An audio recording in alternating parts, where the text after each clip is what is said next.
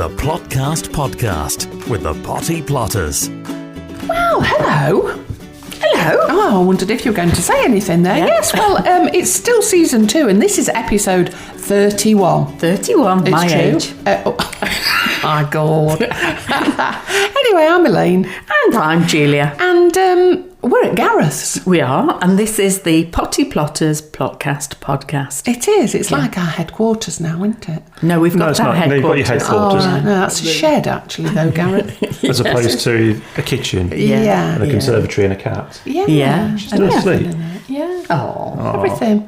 Anyway, so we're still here, and do you want to have a speaking part this week, Gareth? I can do if you want. Okay, go Yeah. for it. So if you'd like to get in touch with any questions, you can get in touch with us on Facebook, Instagram and X at Potty Plotters. You can email us naughtycorner@pottyplotters.uk or check out the website pottyplotters.uk. Well, it still makes me laugh when people come up to us. I mean, we say that every week. We don't email. No, but we listen to it every week. Well, do we?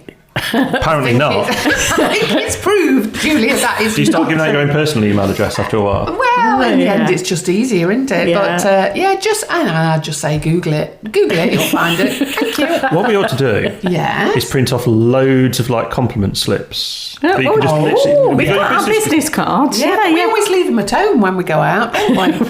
We're not very good. We're not creating a good impression here, Elaine, are we? No. Which is amazing considering how organised you are. Yeah, you are organised, yeah. Can be, not all. Yeah. Okay. Yeah, we never go out on a trip without a flask and a piece of cake, do we? So you never know if you're going to get back.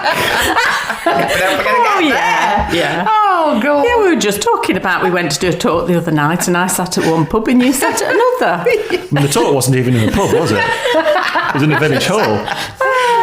You think we're making it up? Where did No, I we go? don't.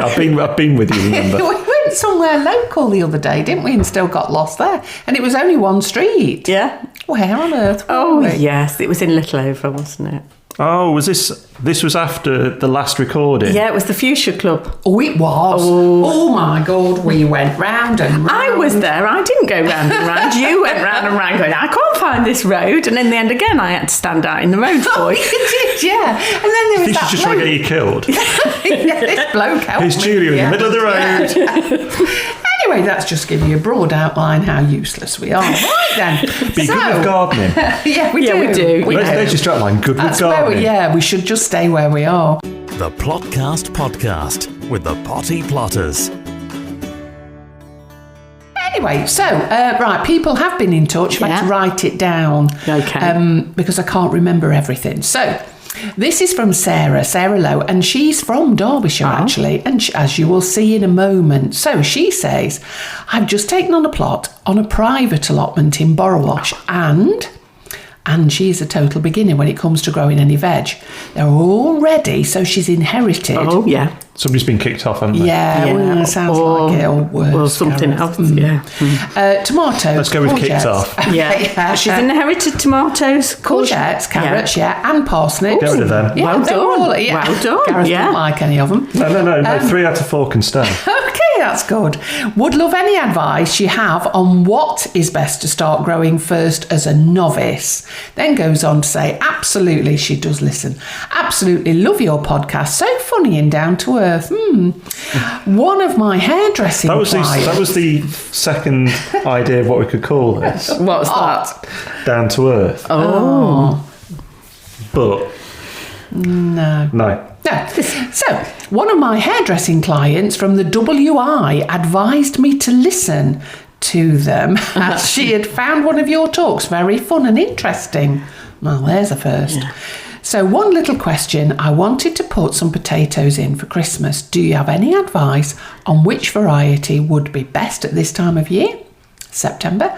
And I have bought potato bags until I have got the ground sorted on the plot. Can I answer the potato question? Yes. Well, there is only a potato question. No, there was another question. What Oh, was yeah, your yeah, yeah. Oh, yeah, advice yeah, to yeah, yeah. start? Yeah. Start, right, yeah. Start Potatoes. with. So the Potatoes, then. potato question is, yes, you can grow potatoes for Christmas, and actually having the bags is a good idea because one thing we would strongly recommend you don't do is put them in the ground. And why would be that, Julia? You won't put them in the ground because, of course, as we head towards Christmas, we are likely to get frosts, and frost will kill the potatoes. And bearing in mind that Sarah is a novice, so she won't necessarily know everything yet. She'll be very busy reading everything, I'm sure. And listening. But yes, now let's go back to a few points there. So if it is that she's going to do the potatoes, what do you recommend that she does them in? She's bought some bags, she's bought some potato bags, which of course you can buy. However, we like to use the bags for life because, of course, they're about a quarter of the price of the proper potato bags.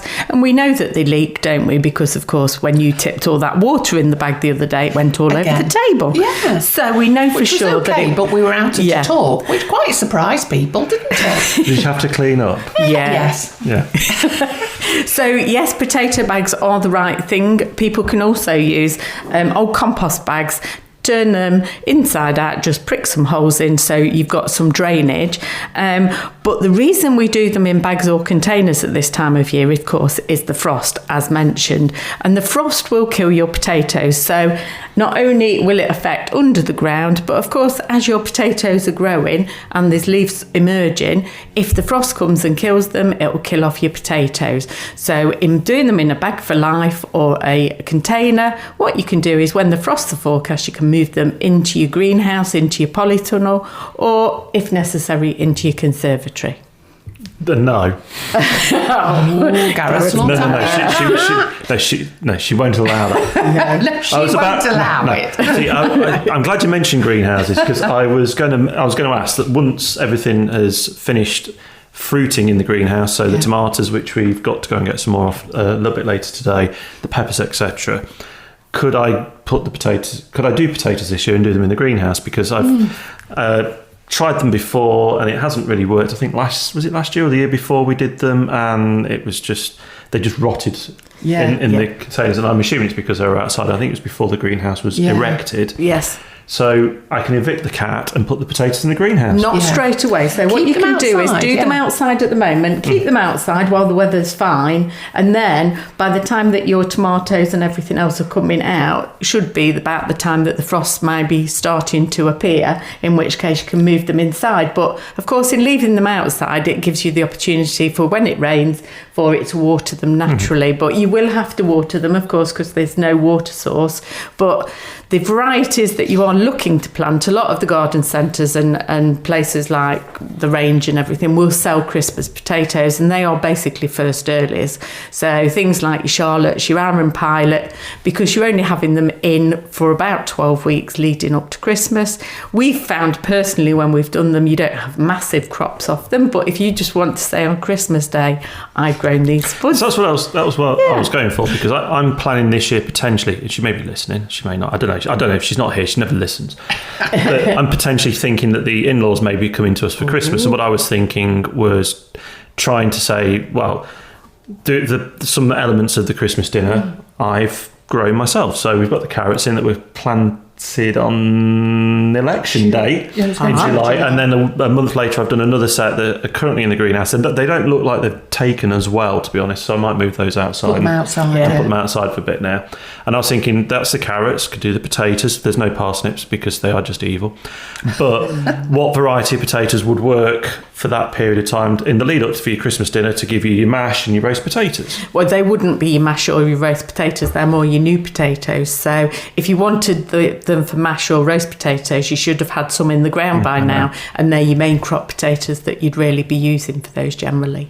So but have a go at growing potatoes if you want to in your potato bags. It's quite exciting to be able to tip them out at the end of the year, isn't it, Elaine? It is, yeah. And the other thing is what to do on your allotment at this time of year. Well, we're into September, and to be quite honest, Sarah, I think you need to make two decisions. That is, what is it that you want to grow? And secondly, when you've decided what you want to grow, then we need to plan. And I think that's really important, that you think about what you're going to do and when you're going to do it. Because dependent on what you decide you want to do will depend on when you're going to do it. Yes. I think I've said that 3 times now in about a sentence. I mean, what you'd be doing as you're kind of approaching the end of the season is clearing the plot. And bearing in mind that she's inherited lots of stuff that will need clearing of some sort, won't they? Yeah. So as you start to clear the plot, then look at what the plot has got. Has it got any fruit? Do you want to introduce some fruit? Because actually, over the winter period, you can be getting the bare-rooted fruit, which is much cheaper to plant, and you could be thinking about setting yourself some whips or something like that with apple trees or something, so you can shape them yourself, which are much cheaper. So that's one direction you could go on. Do you want any soft fruits on there? So those are the kind of things that you can consider over winter time. It gives you a bit of breathing space. It allows you to put your structures in order. So I don't know whether you've got a shed or a greenhouse there, but make sure that they are in good order. So repair any glass or repair any wood, anything like that needs doing over the winter months. That's what we do over the winter months. Yeah, and get your paths in, don't forget, because the tree surgeons will be bringing mulch to our site. That's what happens with us. But if not, if you've got some second-hand slabs, etc., then get them in as well. Now, I remember the lads moaning. Moaning? Yeah, it was, and I could hear them moaning. I'm going to do that manually for these days. Okay. But I could hear them moaning when they were looking over on my fence, and they were looking when I first did my overspill, that half plot that I've got at the back of the other. And it was quite interesting to hear them. And what they were saying was that they felt that I'd left too much space between my raised beds. And then I'd covered them and then mulched it, and it looked really smart, clean and tidy. Yeah. But all I'm going to say is, she who laughs last laughs for ages and really goes on about it. Quite loudly as well. Yeah, exactly. Yeah. Because, Gareth, I have got long legs, and what you need to be able to do is to kneel between your raised beds. Yeah. And you need to be able to wheel your wheelbarrow between them. Now, when we say you've got long legs, people can't see us, so we'll describe this. Elaine is 6'2", am I right? I'm 5'2", 3", something like that. Now 4'11" at a push. Now, Elaine's legs, like the shin bit, is probably her. That part of her is probably about the whole length of my legs. So when she does kneel down, you probably need about a metre, don't you? Yeah, or at least a metre, yeah. Well, I've put a metre between each of mine, the raised beds, so that I can quite comfortably do it. Now then, I've also been on other people's plots when I've been helping them, and that gap isn't wide enough for me, so I can't. So you just say, sorry, I'm not doing that now.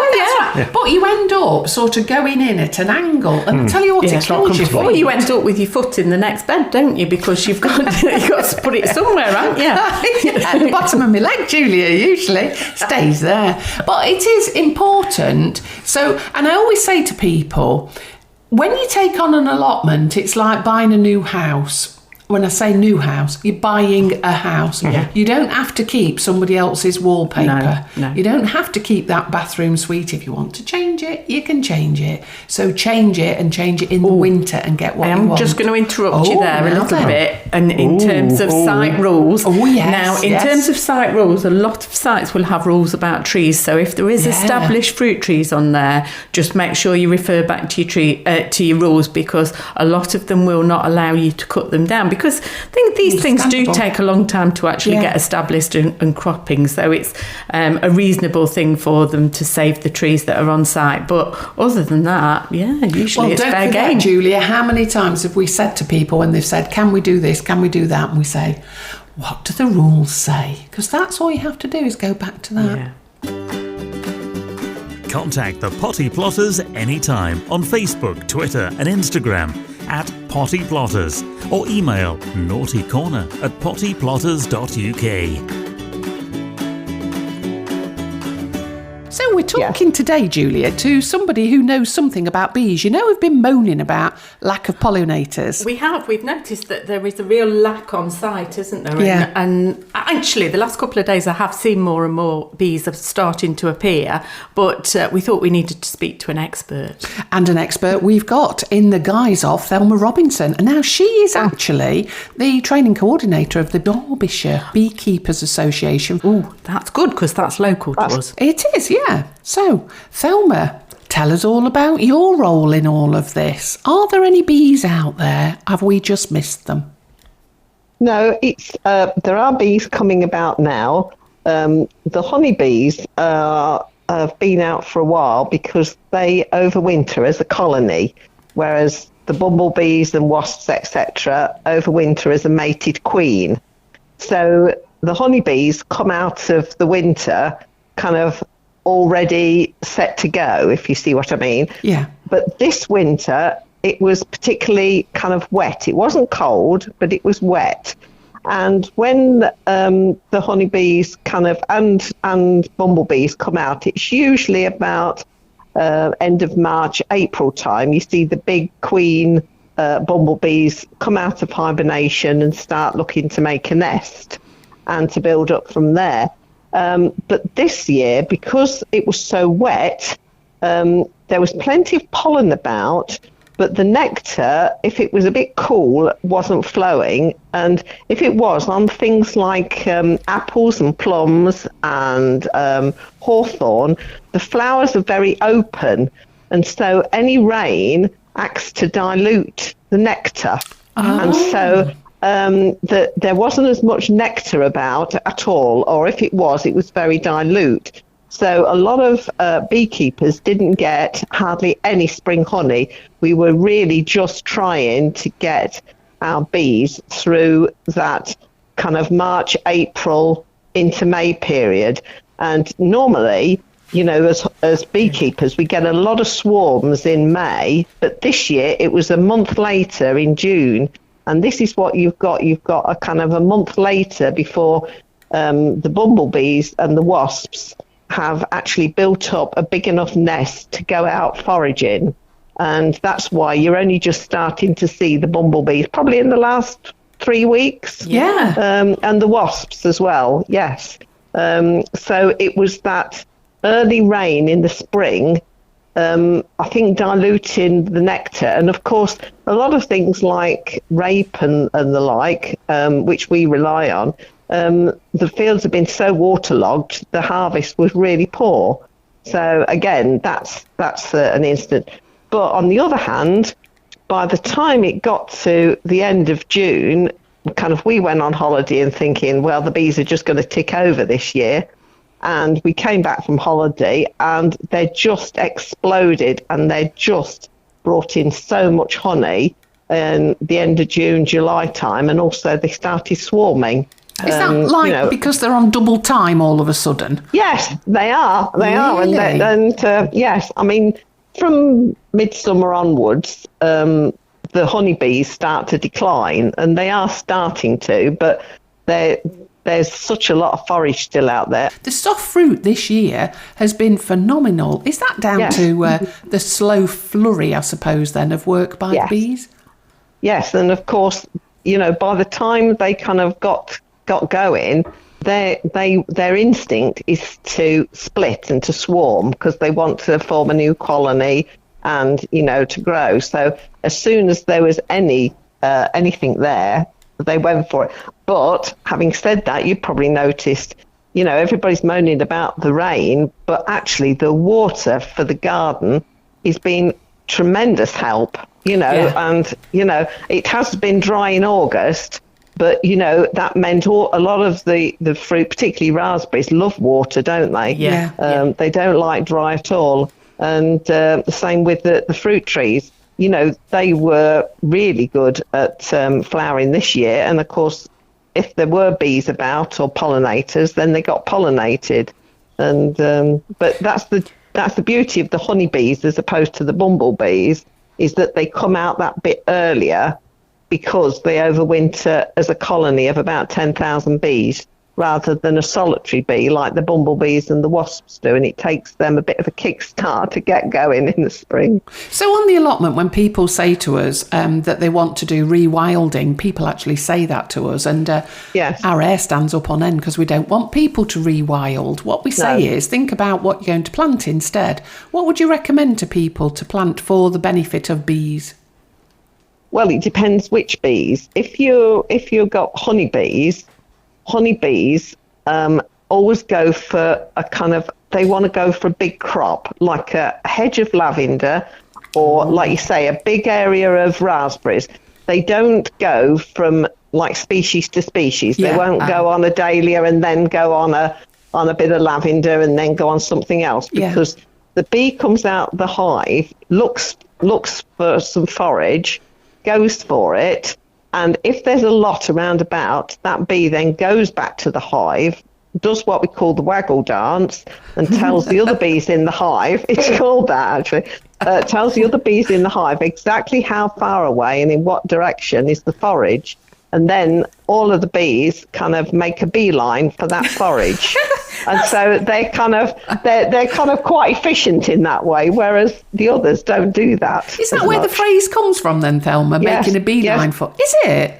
Yes, and if you get in that way, it'll sting you. But if you don't, you're all right. That's really because it's just going out to get that. You get scout bees that go out and look for the forage, and then they go back and tell the others where it is. Thelma, is it? On our allotment, we had a beekeeper and he eventually gave up the hives for various reasons. But he did say to me that the hives were producing less than another part of Derby because that was more kind of suburban. Whereas where we are on our allotment, although the allotments are absolutely rammed with different things like the lavender and lots of flowers and all kinds of things, he was saying that because our site is surrounded by university accommodation, basically, I think a lot of the area around it is hard landscaped, and therefore he was saying that the hives weren't producing as much. Is that so? Won't the bees literally just go right next to where they live? Will they go up and a bit further? Because we've done everything we can. They usually go up and away from the hive. I've got one hive in the garden. And they usually kind of go out and fly up and away. They go within about 1.5 mile radius, so that's like a 3 mile across. They'll forage in that area. But that's one reason why they've done these verges along roadways, because they act as highways for the bees and for pollinators, because there's food on the way. It's like, they won't go from an area where there's a lot of forage and then almost go through a desert land to something else. These verges act as a highway. And I think it's about 6 or 7 years ago, there was a conscious effort by the government to kind of rewild areas or even put trees along. Trees are a fantastic source of pollen and nectar for pollinators along the verges of the roads to act as a highway somewhere, like a pit stop along the way. Like a motorway service station, I suppose. Yeah. Help them. But they do help. I mean, on the whole, suburban areas are better nowadays than out on agricultural land, because agricultural land really only gets, in the spring they get blackthorn and hawthorn, which is fine. And then, like this time of year, you've got blackberries and a rosebay willow herb and that dreaded thing called Himalayan balsam that everybody hates, but the the bees absolutely adore. So, it's that what we call the kind of June gap. There's nothing much in the middle if they're out on fields. Until the clover comes in, but the clover hasn't been very good this year. It's been more buttercups, and the bees don't seem to like the buttercups. But there hasn't been much clover that I've seen about this year. Anyway, 2 years ago we had fields and fields of clover. So we are better off than planting specific, such as a lavender hedge, rather than letting a lawn go to to flower. With buttercups. I mean, well, that's all right for the honeybees, but there, as I say, other things like, different things like butterflies, moths, other pollinators will like the grasses and, nettles and stuff. And it's like the ragwort. There's a lot of ragwort about at the moment, but that's really good for butterflies. Yeah. But it's better on the verges than it is in the fields, because, of course, if it's dried in the hay, it's poisonous, isn't it? Is there anything we can do for next year? You said about this year, the problems with the wet and because it was hard for them to access the pollen. Is there anything we can be planting that if we have the same conditions next year that would make it easier for them? It's difficult to say in that respect, because we always say, you hear beekeepers and farmers alike, always come, well, it's a difficult year. Yeah. And, it's not usual, but actually, that's what I say. It's different every single year. And so it's being aware, like coming through the winter, what's it like? What's it going to be like? What can I do?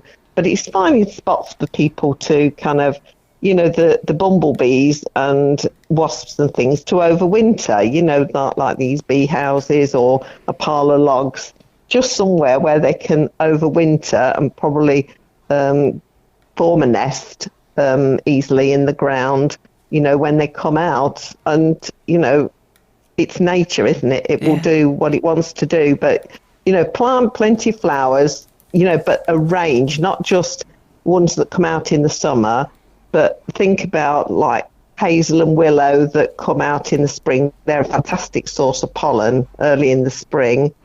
Going on to a bit of hawthorn or blackthorn, but that's usually out in the fields. And kind of then it's your fruit, like, apples and pears, your raspberries, for instance, then your strawberries. And then, coming on now to the lavender, things like salvias. They absolutely love salvias. And, just have something, a little something for each of the seasons, if you know what I mean, or for the months. Look at it through the year rather than just doing one thing that'll only do them for like 4 or 5 weeks.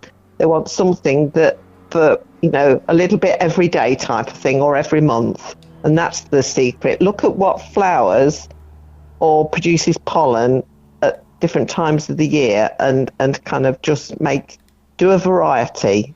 They don't like all one thing. If they go on the rape fields, that's fine. It gives them a lot of honey, but gosh, they're naughty when it finishes. And do you think that the price of honey-related goods will go up this next year because of what's happened over the last few weeks? Has your honey gone up in price, actually? No, not this year, because I've got a lot this year. I didn't have hardly any last year. I had spring honey out last year, no summer honey. This year I had no spring honey and lots of summer honey. But I usually say to people, if I charged you what it cost me in labour, sweat and tears, it would be about £100 a pound. But what I have to say to people, I know that they can buy it a lot cheaper in the supermarkets, but you don't know whether it is quite an adulterated product. Yeah. It could, bringing in from abroad, it's adulterated with like rice syrups and corn syrups and the like. And, just remember that, this is why in America, for instance, they really control the import of honey, because without the beekeepers, they don't have the crops. And without the pollinators, you don't have the crops. And you can say, well, I can buy it in cheaper, either Chinese honey or East European honey, but that's pollinating their crops. It's not pollinating your crops. And that's the only thing I can say. And I must admit, when I taste the honey when it comes out the extractor, like you taste a cake when it comes out the oven. Well, it's like that. The flavour when it first comes off is absolutely wonderful, and it's from all the kind of chemicals and things that are in the plant. All those good things that the aromas. The lot of medicines are in the plants. Well, all that is like concentrated in the nectar as well. So you get that. It's not just sugar. Is there any truth in? Sorry, Thelma. Is there any truth though in people who suffer from hay fever should eat the honey from the locality and that will cure it? Well, I have no idea whether that works or not. I have several people who buy my honey for that, but I wouldn't say, and they swear by it.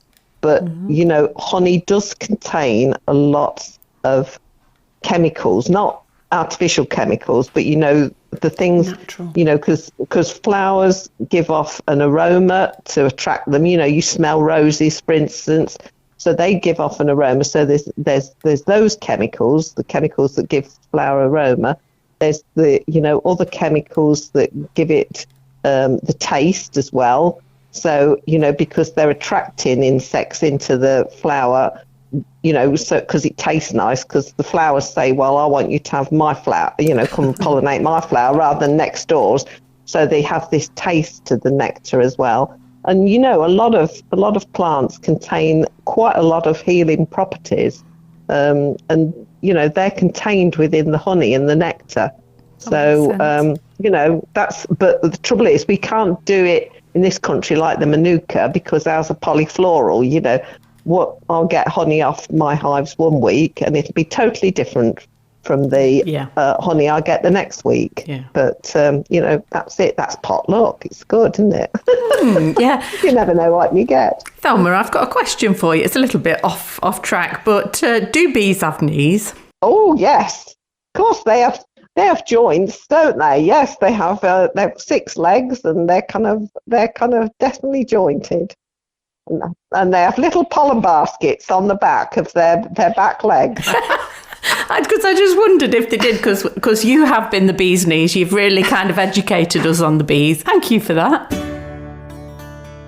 Isn't she clever, that woman? I know. She's bee's knees, isn't she? I told you she's the bee's knees. You've been thinking about that all morning. I was thinking, actually, I never asked her, but I was going to ask her if she talks to the bees, because I talk to them when I see them. Do you? Are we safe? Oh dear. Do we need help? I would have guaranteed that you'd been someone who talked to them, because I haven't seen many to talk to. They'd only be asking me directions, and that's not a good thing, is it? That could be a main reason why there's no bees. They've all got lost. Oh, flipping out. Anyway, right then.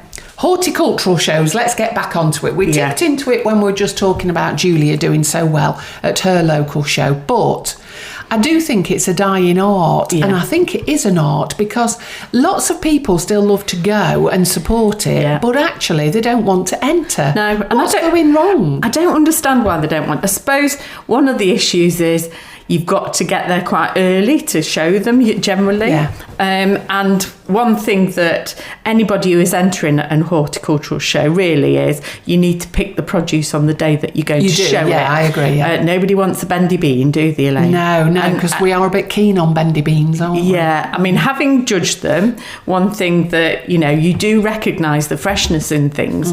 So that's really quite an important thing if you are thinking about entering a show. Now what are you laughing at? I'm just thinking about when we went to one quite recently, and it was like 3 potatoes, white. Yeah. But actually, you couldn't see the colour of them because they were still covered in mud. Do you remember?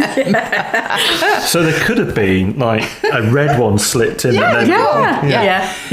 But Gareth, actually, when we do go to judge, we are very, very You clean them, don't you? No, we're very, very strict. She's very, very strict. Really? You surprised me. Yeah. So, and this is for anyone who's considering entering a show. This is our guide, almost having been judges on the other side of it. So the first thing that kind of winds us up no end is read the rules, read the schedule. And if it says 3 carrots, put 3 carrots on the plate. We recently judged another show and the requirement was 3 carrots. There was 3 entries, 2 of which had got 3 carrots on. The other plate had got 5 carrots on. Yeah. Now, unfortunately, maybe that person just couldn't decide on the best 3 and didn't want to leave 2 out. You see, the thing is, it automatically disqualifies them or puts them in last place. Now, that was really sad because were the carrots really good? Yeah, they were the best because ones. If they'd have sorted through them and selected the 3, and this is an important point to make,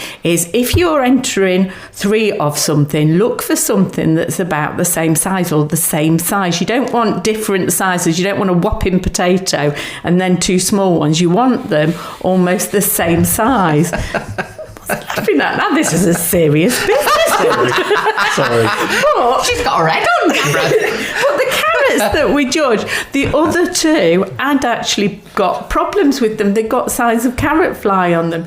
But because the other plate had entered 5, we couldn't judge them, and yet selecting the 3 that were roughly the same size, they'd have won hands down. So what a shame by not reading the schedule. We have done that before with flowers as well. You're very strict, I am. Only because other people will notice it, because when they come back round, they're looking as much at us as was we were the exhibits. Everybody's ready to challenge the judges. They are, aren't they? Yeah, judge's decision is final. That's what we like. We like to see that on the schedule, don't we? But when you have got it on your card and it says NAS, it's not as scheduled. That's usually what the judges write. And that's really important, that not to argue with the judge because we're right. Oh no, I'm not supposed to say that, am I? But are there any other tips you'd give people? Yes, I would, Julia. And one of them is wash your exhibit. That sounds so rude. Yeah, but wash your exhibits. I mean, flipping heck, that beetroot, there was half a ton of soil on this beetroot. We couldn't get to it, could we? And look at the schedule. If it says like the tops are to be trimmed to, say, 2 inches or however many centimetres, whatever that 5. is in English. 5, thank you. To 5 centimetres, then do what it says, because if you leave the tops on, you will be NAS, not as scheduled. So take that off. Yes. Okay, and do what it says. But yeah, you were right, Julie. I'm going back to uniformity, because that's the word that the judges will use. And if it is that you've got 3 that perhaps are smaller but all the same size, you're better off doing that than not having the uniformity. So do you think that some people are actually doing, rather than sort of picking out the ones that are uniform, are actually going, look at my whopper. And look at what I can grow, as opposed to going, here's 3 tomatoes. Here's 1 massive tomato. Look, aren't I great? And here's 3 that I didn't really look after. Whereas actually, or they'll even go for 3. I mean, another one that we went to where there were 3 massive beetroots. They were huge, but you couldn't have eaten them. They looked really woody, but the person obviously thought that they were the best because they were the biggest, but actually the 1 2 down from them was the best because they were like the size of a sort of not a tennis ball, golf ball, I would say, something like that. Really neat, and they looked superb condition, washed and trimmed, which is what we like. And if you have got a whopper, like you say, Gareth, if you have got a whopper and you really want to show it off, usually there is a category for any other veg, so you can just stick it in there on its own. Obscure vegetables, sponsored by That's Life.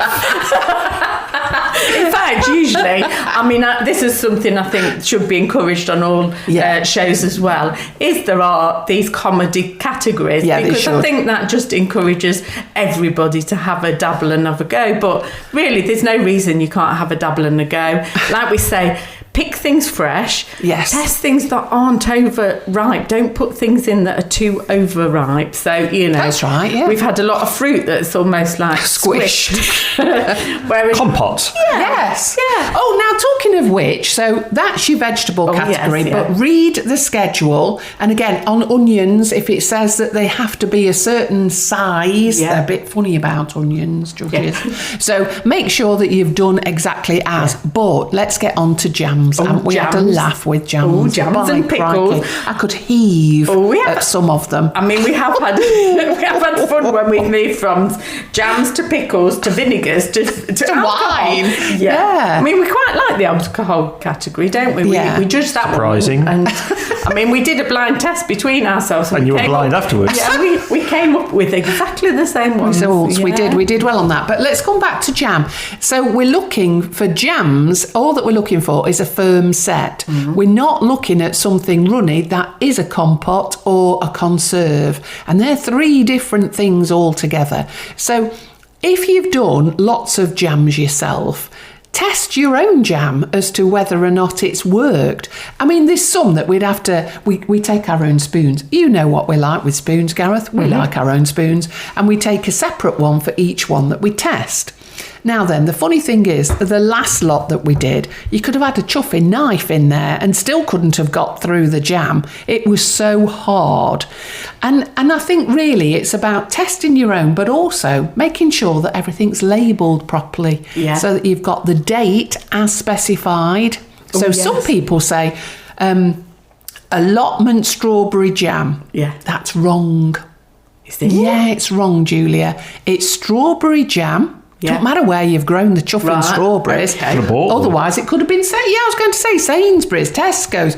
It's all you need to put on there is strawberry jam, and then you put the date. Now, some people in different criteria will accept June 2024. Yeah. So you put June. Yeah. But some will want the date. Actual date? They want the date. So in that case, you can either shorten it by putting 662024, or if it is that you want to, you can actually write the 6th of June 2024 on Another the thing label. I know that you've pointed out when we've been judging, because you've been judging a little bit more than I have, and you. She's been very judgy. And she goes to, she gets her judgy book out and yes, everything. I do. Judgy. And one thing that you've pointed out to me is not to use recycled jars.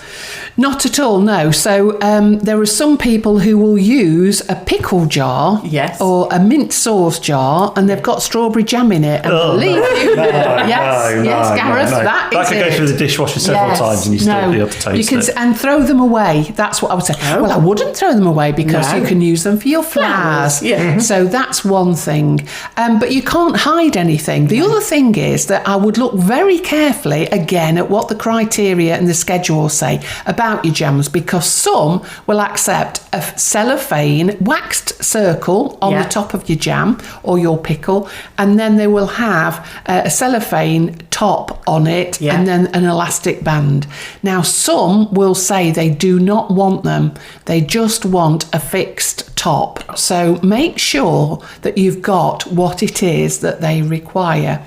And a thing that I would say to you, Julia, that I've passed on before is every exhibit deserves to be handled. There you go. Yeah. And so, Gareth, if you've got a whopper, we are going to touch it. Hints and tips for shortcuts to success. The Potty Plotters Plotcast. So thanks to everybody for listening to this tripe, because it has been this week. What is tripe? No, it's not been tripe. I'm going to come on to Thelma. Very informative. And then we've got Thelma. Yeah. She was a standalone this week, it's fair to say. And now we know what we're going to do next year. And I am going to plant different things. Oh, yeah? Yeah, I am. I'm actually going to take out my old lavender bush. Yeah? Yeah. And what are you going to do with it? I don't want it anymore. It's got to go. Are you not putting any lavender in to replace it? No, because I've got a whole lavender hedge, Julia. Oh, okay. So, there does come that time, don't there, where I thought, no, this has got to go. So what now. are you putting in its place? I'm going to think about what Thelma said, and I'm going to put something else in. Are you going to put something early? I think so. Something early, something middle, something late. Oh. Well, that makes sense, doesn't it? And then that'll keep Thelma happy as well. That's it then. So, I'm going off now to trim my bush. That doesn't sound right, does it? The Plotcast Podcast with the Potty Plotters is an Amberland Media production.